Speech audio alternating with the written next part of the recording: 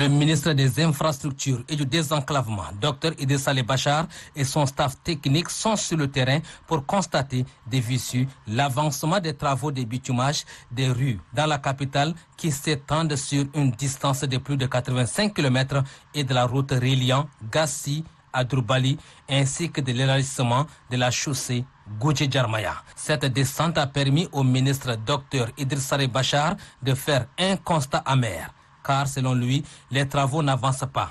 Et pourtant, l'entreprise a encaissé plus de 70% des financements alloués pour la réalisation de ces différents projets qui visent à rendre accessibles les rues et les routes en toute saison. Face à cette situation, le ministre passe à la vitesse supérieure. Au cours d'une réunion impliquant les responsables de la société en charge d'exécution des travaux, le ministre des Infrastructures, Dr Idriss Saleh Bachar, n'a pas mâché ses mots. Pour la pénétrante nord, l'évolution est presque nulle. Donc, nous pensons que la mise en demeure n'a pas produit d'effet escompté. Nous allons appliquer les autres voies et moyens pour que ce projet puisse être finalisé dans les délais requis. Parce que la pénétrante nord, c'est une route qui est assez importante du point de vue économique. Le trafic est assez important. Donc, on a intérêt à faire en sorte que le projet bouge. Donc, pour la pénétrante nord aussi, nous allons appliquer les autres termes qui sont prévus dans le contrat pour faire bouger l'entreprise. Pour la route Gassi-Drourbali, c'est un projet qui date de plus de dizaine d'années.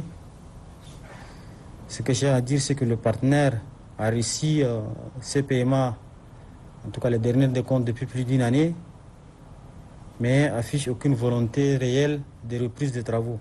Le secrétaire général du ministère des Infrastructures et du Désenclavement, Amir Idriss Kourda, s'est prêté aussi au même exercice.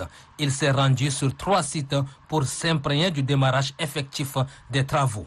Globalement, le projet avance très bien. Parce que ce n'est pas facile d'exécuter à cette période des travaux de génie civil. Mais le ministère, cette année, la particularité, il n'y a pas d'arrêt de travaux. Donc les entreprises s'organisent pour avancer petit à petit sur le projet et jusqu'à la fin de pluie. La réalisation de ces différents projets s'inscrit en droite ligne de la politique du président de la République, général Mahamat Idriss Déby Itno, pour l'atteinte des objectifs de développement.